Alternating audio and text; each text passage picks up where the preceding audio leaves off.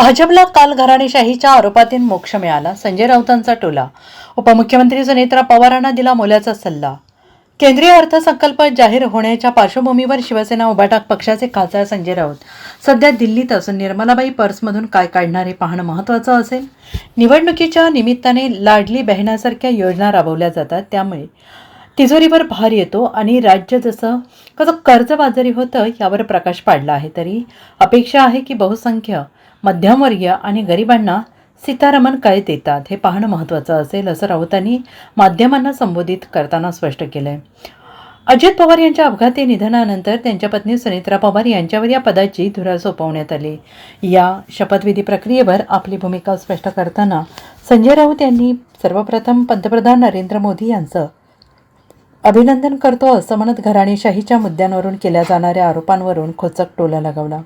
सुनेत्रा पवार यांच्या शपथविधीविषयीचा प्रश्न विचारला असता सर्वात आधी मी नरेंद्र मोदींचं अभिनंदन करेन की त्यांनी महाराष्ट्राच्या उपमुख्यमंत्री सुनेत्रा अजित पवार यांचं अभिनंदन केलं. त्यांना शुभेच्छा देत त्या राज्याचं काम सक्षमपणे करतील यासाठी अपेक्षा व्यक्त केल्या. आम्ही मोदींचं अभिनंदन यासाठी करत आहोत की सातत्याने ते इतरांवर घराणेशाहीचा आरोपाने चिखलफेक करत असतात, मग ते ठाकरे बंधू असोत किंवा आणखीन कोणी. शहा आणि मोदी कधीही महाराष्ट्रात आले तरी ठाकरे का शब्दात राऊतांनी उत्तर देत यापुढे भारतीय जनता पक्ष घराणेशाहीवरून इतरांवर घाणेरड्या शब्दात टीका करता कामा नये असा इशारा दिला.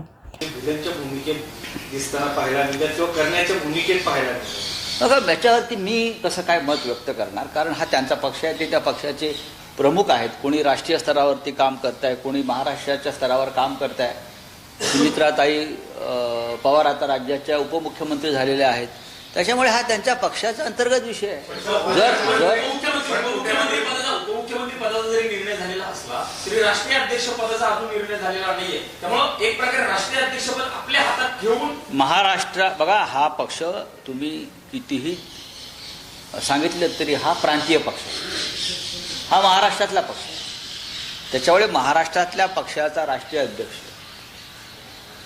हा पाटील, भोसले, कांबळे, जाधव असाच असावा, ही लोकभावना आहे. अजित पवार होते ना, अजित पवार त्या पक्षाचे राष्ट्रीय अध्यक्ष जरी असले तरी अजित पवारने राष्ट्रीय पक्ष म्हणून देशभ्रमण केलं नाही पक्ष वाढवायला, जसं शरद पवारांनी केलं.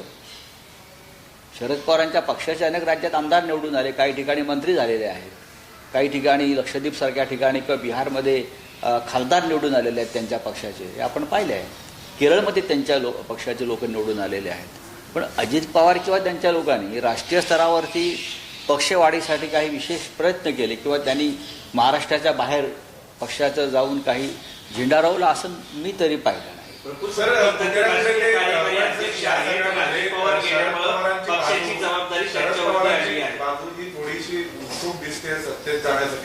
मला असं वाटत नाही. बघा की जेव्हा अजितदादा पवार आणि शरद पवार यांच्यामध्ये पुणे आणि पिंपरी चिंचवडला महानगरपालिकेत युती झाली तर आमच्या पुढे आम्ही प्रश्न उपस्थित केला होता की तुम्ही एकाच वेळेला दोन आघाड्यात कसे राहू शकता. जसं पवार साहेबांचा पक्ष असेल एकाच वेळेला महायुतीच्या एका सहकार्याबरोबर आणि त्याच वेळेला अनेक ठिकाणी आमच्याबरोबर म्हणजे महाविकास आघाडी, तसं अजितदादा पवार भाजपमध्ये सत्तेमध्ये आहेत आणि शरद पवार आमच्याबरोबर आहेत. अशा युत्या महाराष्ट्रानं पाहिल्या, पण काहीतरी एका गोष्टीचा त्याग करावाच लागतो. शरद पवार भारतीय जनता पक्षाबरोबर जातील बरं का. त्यांनी आतापर्यंत जो शाहू फुले आंबेडकरांचा जो विचार त्या महाराष्ट्राला यशवंतराव चव्हाणांनंतर दिलेला आहे, संघर्ष केलेला आहे, त्याच्यामुळे मला असं वाटत नाही की ते. Bureau report, SPN Marathi, Mumbai.